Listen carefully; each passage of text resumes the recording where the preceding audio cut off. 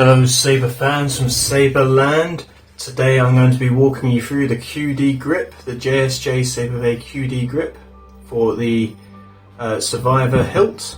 This is what you get when you purchase the QD grip. You get the short stubby grip. You get a nipple that should be pre-threaded on there. Should be pretty tight, but there's two flats on either side if you want to unscrew it and thread it to something else. And then you get the QD spring-loaded collar section as well. And you see, you just pull back the collar and slip it on. So let's go over the configurations you can have in terms of your chassis. So in order to use this part, you need to have a full-length Survivor clean grip, not the Fallen Order broken pommel grip. You need to have the Survivor clean grip. So if I unscrew this, you can see the short twist and click chassis system on this end of the hilt. Twist that in, thread this on here, there we go. So if you've already got a short chassis, you can fit it in this end, no problem at all. Take that off. Now on this end here, if you already have the long twist and click crystal chamber chassis, you can use that. Just take off the crystal on the bottom, whether it's the Survivor crystal or the Fallen Order broken pommel crystal. Take that off, got no crystal on the bottom of there. Twist and click that into place, and then so you can still use the full length grip with this. So you can either use the full length chassis or the short chassis for this side, but this side you definitely need the short chassis. And then all you can do is thread this on like so, and you can twist this to any position you want, the flaps, and then out of the way. I'm quite tight on space around my desk area, got a lot of projects on the go at the moment, so I'm trying not to hit anything. Pull back the collar and it clips together like so. This is a quick detach grip, so it's got a tiny amount of play in it because it is quick detach. If it was really rigid, it would have to be threaded together, and then it wouldn't be so quick detach because then you'll need something else to lock it down into position. This is a quick detach mechanism. Nice and simple. And so you can still vent your sound out through the hidden sound venting through each hilt. Another cool feature about this is that, so it's meant for having a play with. You can do some light swinging with it. I wouldn't go too nuts with it, but you wouldn't be going too nuts with these anyway. These higher end thin neck hilts, yes, these are thin neck hilts. You're not exactly going to be dueling with them. But if you wanted to decrease the load and the pressure that is required to pull the collar back, you can do that very, very simply. So if you put your finger on the collar that's holding all the balls in place, or your thumb, you do that to make sure that when you unscrew the black area behind, that all the balls aren't going to drop out on you. Because if you do that, you might lose them, and they are. I've put two slots in here to help load the balls back in if they do drop out, but it's easier just to prevent them from dropping out in the first place. So unscrew the back end here. It's a long thread, very secure. Put that down very safely, very good. You see you've exposed two springs. So the interesting thing is, with the two springs you can tune the pressure required. Having both springs in is your strongest setting. If you wanted to reduce it by a third and only have 2/3 of the pressure, you just use the outside, bigger, outer diameter spring. If you wanted to reduce it to just 1/3 of the pressure, just use the small inner spring on its own. So I'll show you that now. So before, I'd have to pull the collar back to release it and pull the collar back to reconnect it. So it's really secure. But if you wanted to make that a lot easier to do, and you wouldn't even have to pull back the collar, just use the single spring. Best way to load it is, make sure you don't lose your balls, put your spring in there and thread it together. Lucky enough, when I initially designed this, I designed it with the idea that we might need to tune the spring pressure, and I designed an extra groove in there, and once we got the prototype in hand, we decided we needed the extra spring pressure just to be sure to hold it all in place.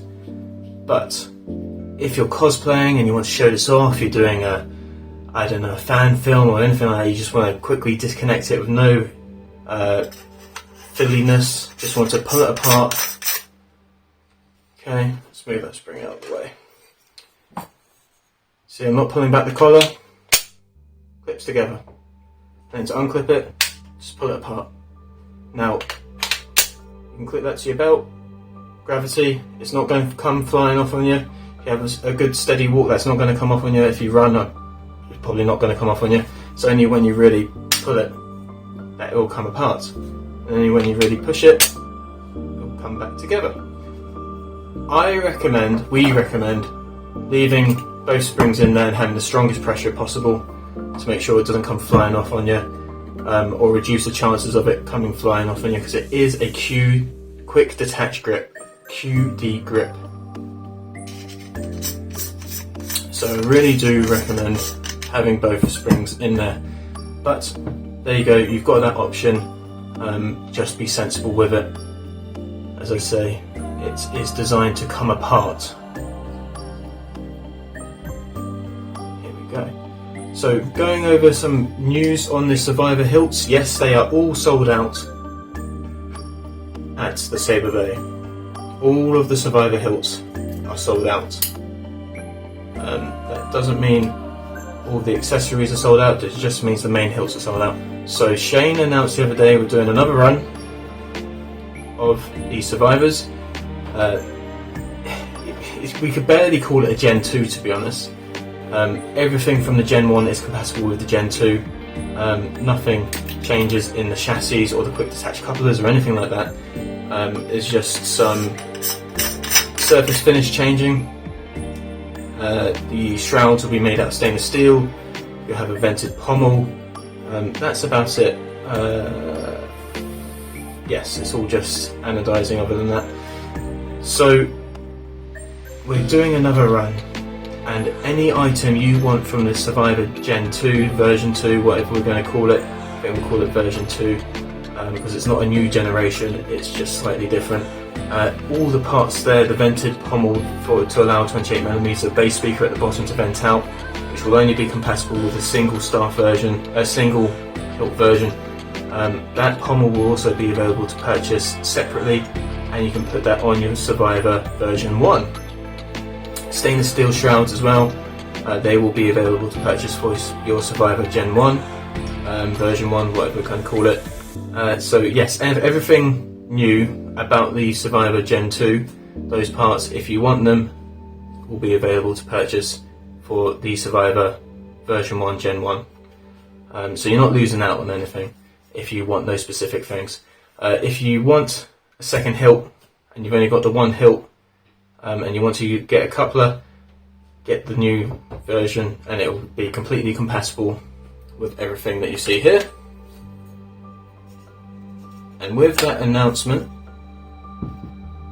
that Shane put on Facebook regarding the new run of Survivors, he also announced the Crossguard. With the Crossguard, we've got to get minimum numbers, so in order to get that run going. So if you want the Crossguard, right, and I'll go into what you get in the Crossguard package. If you want the Crossguard, you've got to jump on that pre-order early. We've got to get those numbers straight in, and as soon as we've got the numbers, we can get that run going. If we don't get the numbers and you've already paid the pre-order, don't worry, Shane will fully refund you, no issues at all. That's the way it's going to work, because we're not sure. We want to get the numbers in. It's an expensive run, it's not cheap, it's a lot of small, high precision engineering to pull off what we're pulling off for the Crossguard. So I'll just demonstrate on the small hilt. With the Crossguard package, you get a whole new outer body switch section, so what you see in between my hands, and there'll be hinges, spring-loaded catches, emitters, stainless steel heat shrouds, and there'll be printed PCB holders, as well as new PCBs made by Stock Custom Works and Quillian blades as well to attach into the Crossguard. So they are fully installable with NeoPixel, which is great. They're very small. I had to come up with, so I initially designed the PCB. I don't design PCBs. I mocked something up and it went to Stock, and he's performed his magic in order to have a very small PCB fit in the small Quillian emitters. They are very small, but it is fully installable.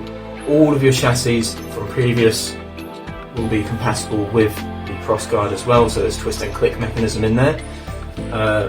If you are wiring up any new chassis at the moment and you're confident you want to get Crossguard and you're not worried about whether it's going to go or not, because this is already a one button setup, you can wire a second data line to the B2 position. So if you've wired your switch to the B1 position on this board, wire your data line into the B2 position, and then you've got a secondary data line to wire into your Crossguard emitters, which is really cool. You can configure separately for those as well. You can put a delay ignition on them if you want to, really go to town on it. Equally, the Crossguard switch section has two plungers. There'll be one at the back and one at the front.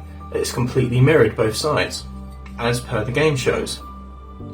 So if you don't want to have a second data line and you want to make use of having two plungers, ignore what I said about the data line, wire a second button into the B2 position up here, and then you have the ability to use both switches.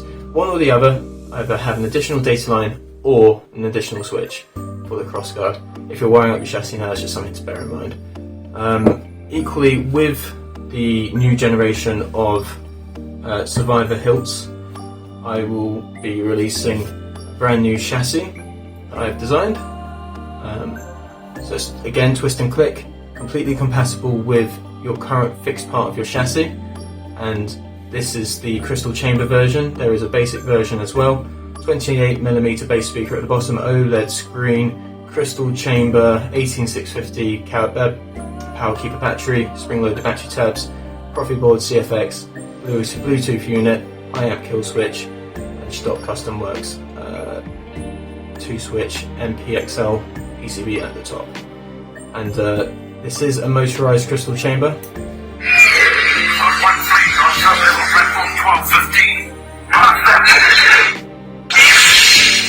As you can see, it's rotating here.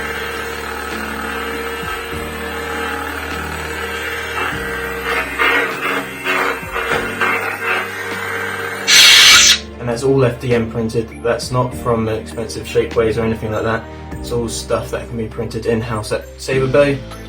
So that's going to be really cool for the new gens as well, so you can vent out the bottom of your pommel, and also for the Crossguard. For the Crossguard, I should say, it also comes with the accurate Crossguard pommel as you see in the game, which you can vent the sound through the QD grip system. So, like in the game, it's the best way to show this.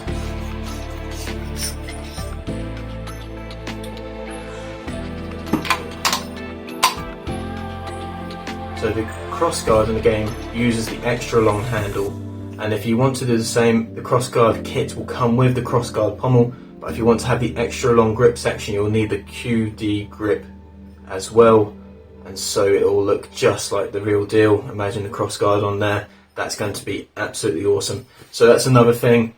If you're going to go for the Crossguard as well, getting the QD system is really important if you want it to look exactly right. Everything's optional, so you don't have to use the QD system. You can equally stick the accurate Crossguard pommel on the bottom of your clean Survivor grip as well. It's very modular, whole system's very modular. And saying that, we've received very kind words regarding the Survivor. It's been extraordinarily popular, hence why it's sold out entirely. The feedback's been wonderful, really has. Thank you all very much for participating. If you've bought one, if you've installed one, anything like that, we've been hearing like this is the favourite Survivor Fallen Order hilt on the market. Thank you very much. It's been incredible to see the response from everybody, how much they absolutely loved it. They've loved the hidden sound venting, but there's some that want the venting out of the pommel as well. Completely get that, hence why we're adding that in as well. On the new gens as well, there'll still be the hidden sound venting up here as well, because again, when you put it in staff mode, you don't want two speakers pointing at each other distorting the sound. So everything's considered. Yeah, and that's all I can say.